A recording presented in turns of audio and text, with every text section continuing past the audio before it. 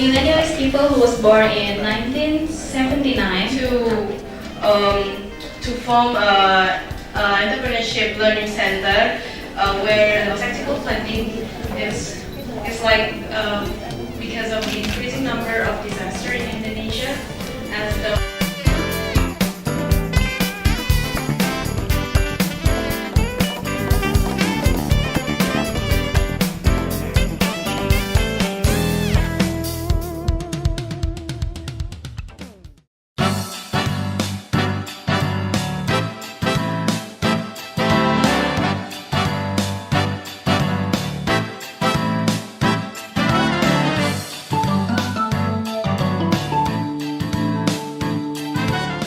This is an event, a collaboration between INSEAD with Binus Business School, Magister Management Gadjah Mada University and YCAB Foundation in developing social entrepreneurship in Indonesia. We call the event name is International Social Entrepreneurship Conference 2012.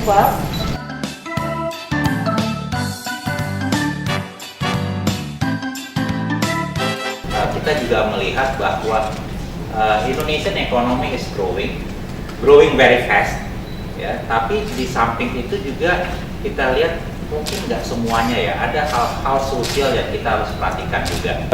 And what we hope to do, our objective here is to meet and engage with social entrepreneurs in Indonesia, to exchange approaches, ideas, some of the work that they do, and to learn from social entrepreneurs here. Saya berpikir memang tidak ada harapan lain di Indonesia ini kalau kita tidak mensikapi masalah-masalah sosial dengan gaya-gaya yang lebih dinamis. Dalam konteks reformasi itu salah satu yang krusial setelah kita 14 tahun. Itu kami melihat bahwa social innovation itu menjadi sangat krusial. Jadi disebutkan oleh Bu Heru mengenai kaitannya dengan social and business engagement, perkawinan atau pertautan antara bisnis dan sosial.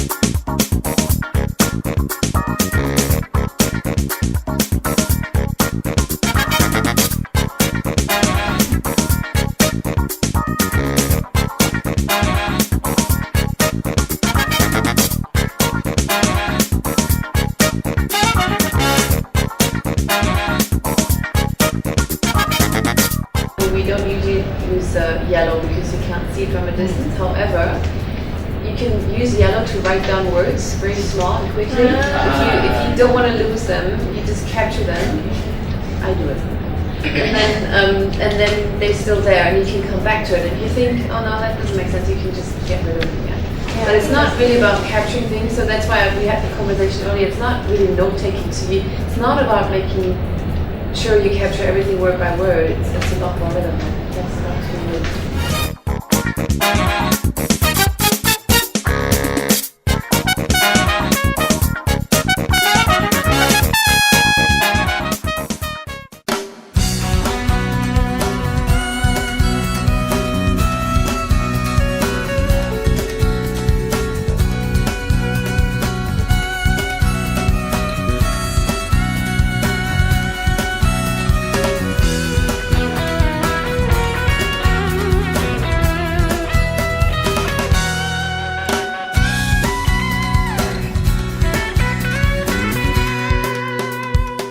Thank you for coming, distinguished guests, and then Hanswol, the Director of Social Entrepreneurship Program from INSEAD, colleagues, top management, and then also thank you very much to Yayasan Cinta Anak Bangsa, the founder and the CEO, Ibu Vera Tingkat Kolondam, and also from UGM, Pak Wahid. Terima kasih banyak. I think this event we initiated about a couple months ago in November, Yeah, we are very interested in the social innovation. So we add another value of innovation that is social. So that's why we invite you here, and then thank you very much for coming to this event.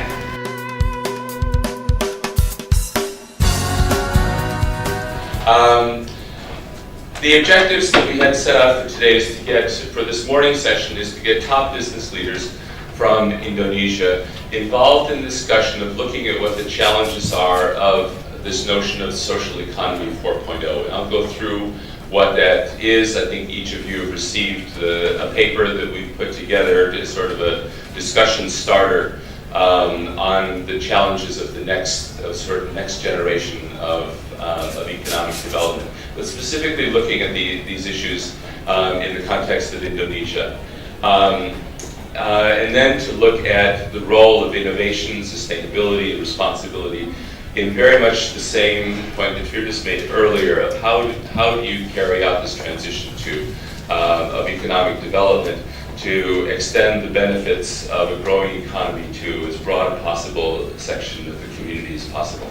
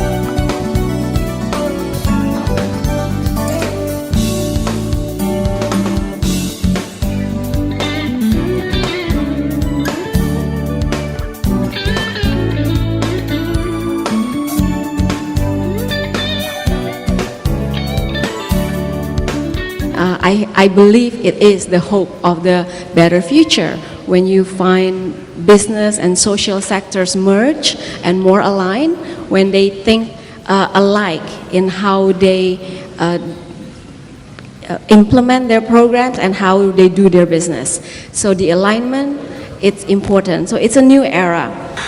So what we brought here today is a group of visionary, principled, forward-looking people who have an idea about what the future holds. And I'm going to talk a little bit about that future.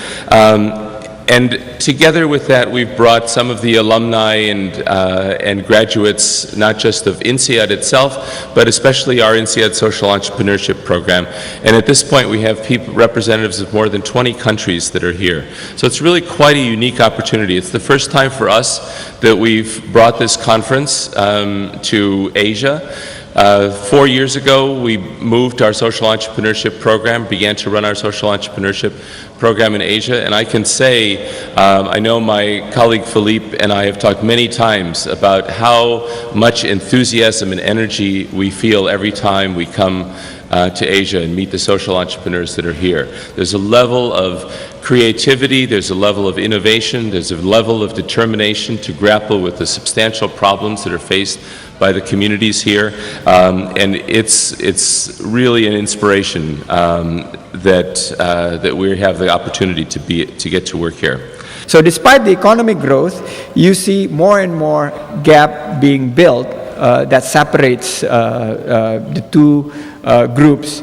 So despite that, we have close to 50 new middle class, 50 million new middle class in the last 7 years.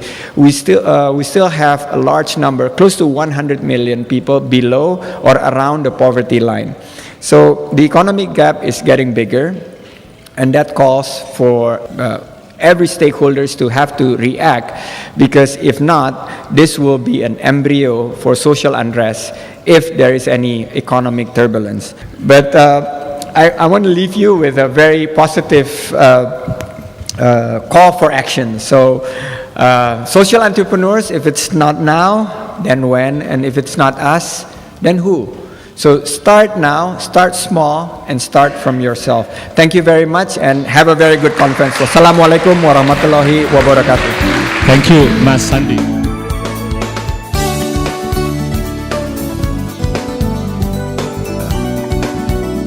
I think that's a trend that we see globally, and it's a great message for us, for the youth, and for each one of us not to be complacent and to always challenge and to be creative and look at ways of really contributing in this world. So thank you so much. This was very, very stimulating, and I'm being told by Hans that unfortunately we cannot take any more questions. So I hope we'll get more time along the day, and thank you for listening.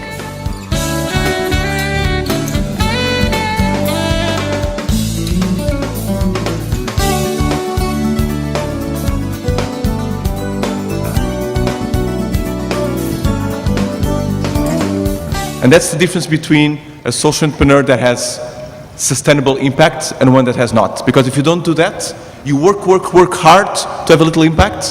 When you stop working, the impact disappears. You did not empower and build capacity.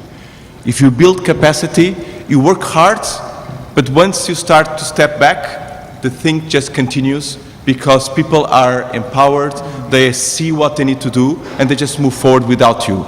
And that's the successful social entrepreneur. So empowerment is a key idea, and I'd like to challenge you to include empowerment ideas in all that you do. Each one of you has signed up when you register this morning on the topic. So we have 9 topics. There's a color code. We have a chaperone outside available to explain to you. And then we have signage on the 6th floor indicating which room which is used for your topic.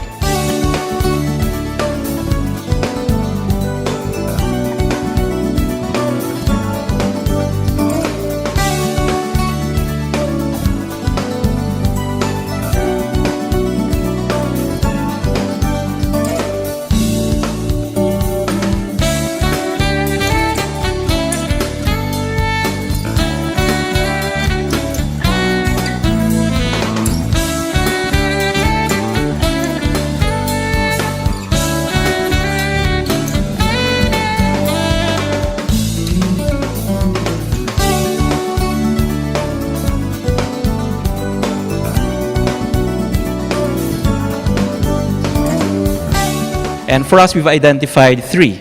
One is access to capital. The second really is the training and capacity building. I'll talk about your point there. And third is access to new business opportunities.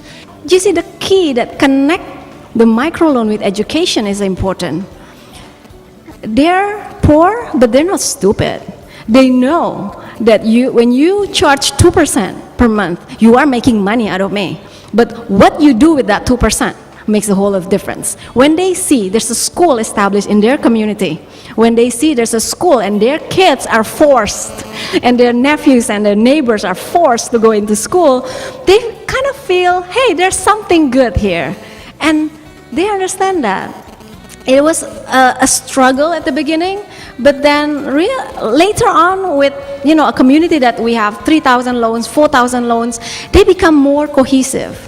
I've come to believe that when all organizations have to be financially sustainable. I think that's a non-negotiable. But how you make organizations financially sustainable could be looked at from many different lenses. Hopefully in the next 5 years we can contribute with the 5 million people electrified, those who live in the darkness. And the second thing is creating sustainable income at the village level by creating more social entrepreneur, helping them in renewable energy sector.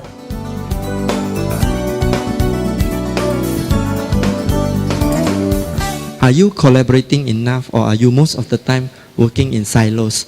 If we were to start to find our partners here and continue to find our partners everywhere, we can do things cheaper, faster, easier. There's a lot of discussion just now about cross-sector collaboration. If I have a product and you have a distribution channel and you have the financing, why don't we all go together? Have you lived a fruitful life? Have you been useful to others?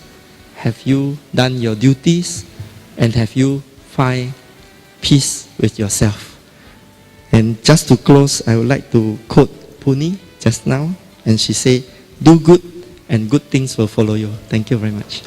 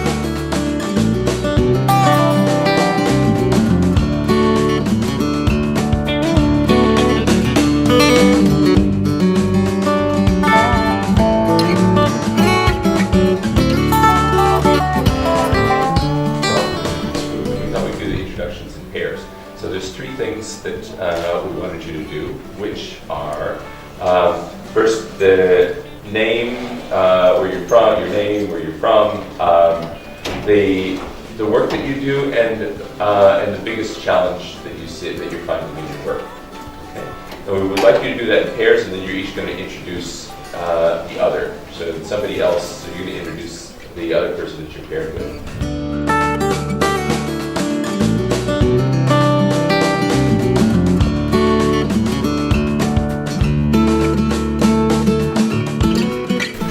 Value Web's focus is really to help when large people come together to work on complex problems to enable them to work in an efficient and creative way.